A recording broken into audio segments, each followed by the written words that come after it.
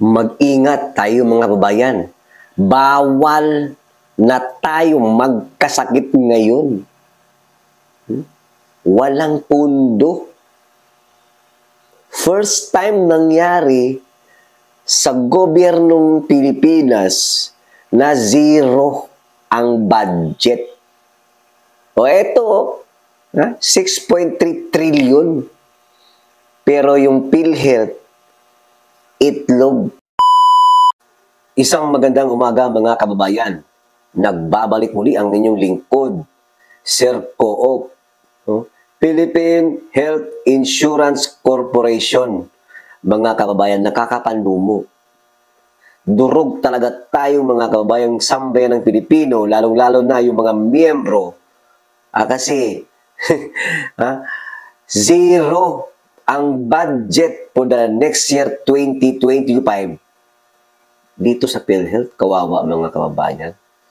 Ito yung masasabi natin na kung ang tagline ng PhilHealth is your partner in health, bakit ito ang kinalalabasan na kung saan niratipikahan na po ng BICAM itong budget for the next year 2025 na umabot lang naman sa 6.3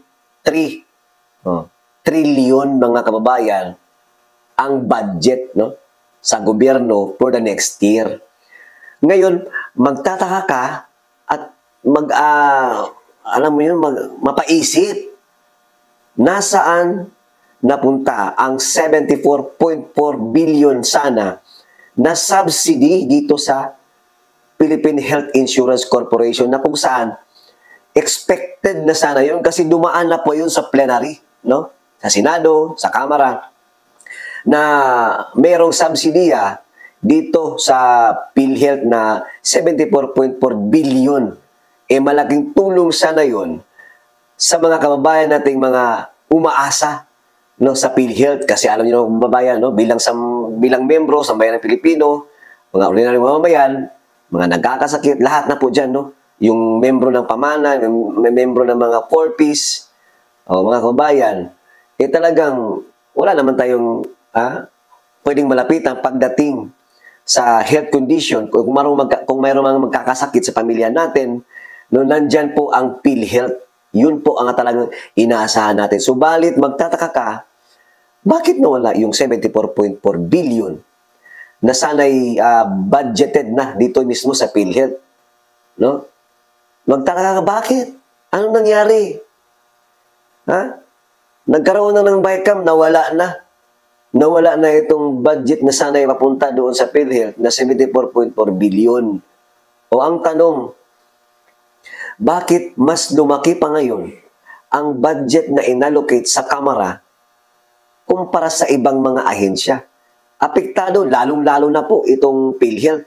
Sinabi naman ni Senator Grace Poe bilang isang PhilHealth sponsor budget, grabe, parang hindi man tayo related dyan. Kasi unang-una, kung ang sabi ni Grace Poe na bigyan ng leksyon itong PhilHealth dahil nga may mga issue dyan na sabi niya mayroon pang pondo or savings na 600 billion dyan sa PhilHealth na hindi nagagamit. Hindi daw na-utilize. So, ang sagot natin dyan, kung ang sabi niya bibigyan na ng leksyon, hindi binigyan ng subsidy dahil about patungkol dyan, sino ngayon ang tinuturoan ninyo ng leksyon? Paano ang sambayan ng Pilipino na hindi natin alam kung anong mangyayari for this coming year? Ang budget is annually yan, isang taon. Bakit hindi nyo naman lang, maski nilagyan nyo lang ng mga ilan-ilan na pondo sa budget, sa PhilHealth? Huwag naman sana yung zero. Grabe naman, nasanay na tayo sa zero. Pati budget ng Mindanao Railway, zero. Ngayon naman, PhilHealth, zero. Take note, lagi po nating tatandaan na yung leksyon po na sinasabi ninyo ay hindi po yan patungo o hindi po yan apektado yun na sa PhilHealth. Lalong-lalo ng mga tao dyan, yung mga nagtatrabaho dyan, yung mga sekretary dyan, o kalihim ng PhilHealth, hindi po sila ang naaapektuhan. Ang naaapektuhan po itong libo-libo nating sambayan ng Pilipino na umaasa. Tapos ngayon, maski budget ni piso sa 2025, wala na. Ha? Paano niyo naisip yan? Kung may issue kayo, mga ma'am, mga sir, may issue kayo sa PhilHealth versus dito sa Senado or sa Kamara, sa BICAM, bakit hindi na lang kayo gumawa ng action kung ano talaga ang pwede ninyong maipayo dyan sa PhilHealth? Kung yung PhilHealth, yung kagawaran dyan or yung kalihim, yung sekretary dyan, kulang sa trabaho, kulang ng strategy, bakit hindi kayo magtulong-tulong? Ha? Kasi matagal na po ito na issue, mga kabayan, ha? Dahil nga may problema daw sa PhilHealth, yung system nila, yung data system nila about IT, hindi nila mabigyan ng kaayusan o hindi nila isa katuparan kasi nga kulang daw sila sa tao, whatever, ganyan. Yun po yung issue, matagal na yan. According po yan ni former Secretary Garin, no? Tinanong nga si Garin kung sang-ayon ba siya dito sa, no? Na zero budget ang PhilHealth. Ang sabi niya, 50-50 siya, no? Kasi ang totoo palang issue dyan, kaya daw hindi na utilize yung 600 billion, kaya hindi na utilize kasi may problema nga sa sistema ng PhilHealth. Una, yung listing ng pamana, yung listing daw, di mano, ng mga 4Ps, yung mga IP, yung mga, alam mo yun, kung yun pala ang rason, kasi mayroon daw dayaan nangyayari, may mga fraud na, alam mo yun, yung issue dyan sa about listing, no? Yun ang isa sa mga dahilan ng PhilHealth, no? Pero bakit hindi natin pwede hanapan ng paraan? Matagal na pong panahon, no?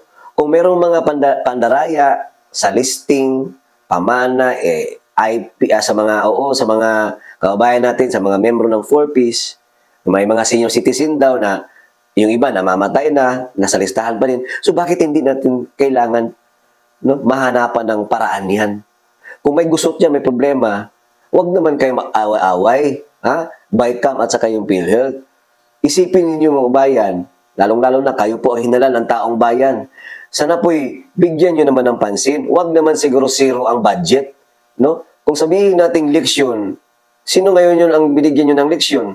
Nadadamay po ang mga umaasa natin, mga ordinaryong mamamayan. Take note, pag once nagkasakit, mahirap po. Kaakibat na natin yung PhilHealth kasi yun po ang insurance ng bawat mamamayang Pilipino. Insurer, kumbaga. Pero bakit ganito? No? Mapaisip mo na lang, sure ba talaga kayo na nagtatrabaho kayo? Nandyan kayo, mag-budget kayo, mag-propose budget kayo for the next year para sa mga gagawin ninyong mga proyekto, gagawin ninyong mga, kung ano yung mga isa sa batas ninyo, panukala ninyo, related yung budget dyan. Pero ang tanong, talaga bang budget para sa gawang-gawa o budget para sa bulsa? At tanong lang, idadamay nyo kasi yung PhilHealth, no? Once idamay yung PhilHealth, apektado po ang mamayang Pilipino. No, mawalang galang na po sa inyo dyan, mga mamang sir. Hindi po dapat ganyan. Kung may issue sa PhilHealth, 600 billion na hindi nagamit kasi nga, ang issue din, ang dahilan ng PhilHealth is, hindi nila ma-disseminate, ma-distribute yung pondo na yan hanggat hindi naayos yung listing. Senior citizen, may mga patay na daw dyan, na buhay pa. May mga 4Ps na may mga reklamo na may pandaraya na dapat daw wala sa 4Ps kasi may kaya naman. Yung iba daw dyan, hindi pa yung dapat daw na once na anak na, dapat i-member na diretso. Yung iba dyan, 18 years old above, hindi pa member. Maraming mga issue, mga bayan.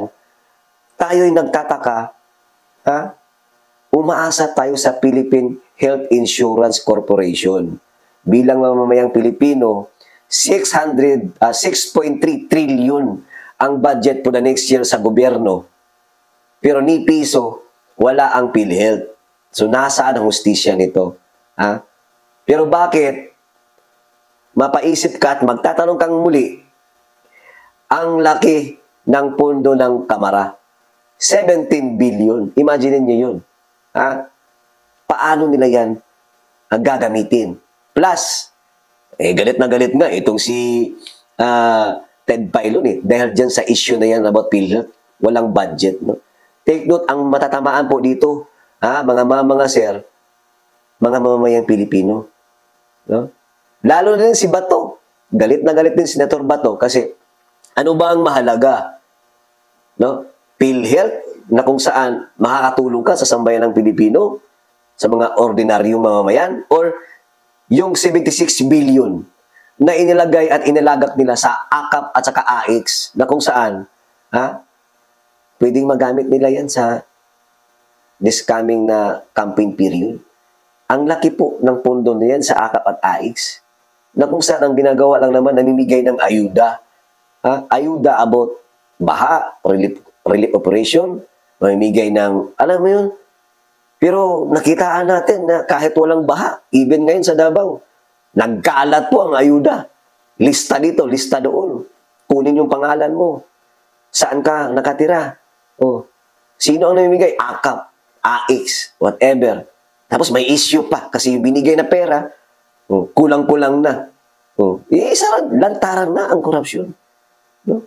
Kaya tama lang, no? Grabe. Hindi mo talaga malaman kung ano ang direksyon or direktiba nitong gobyerno natin ngayon.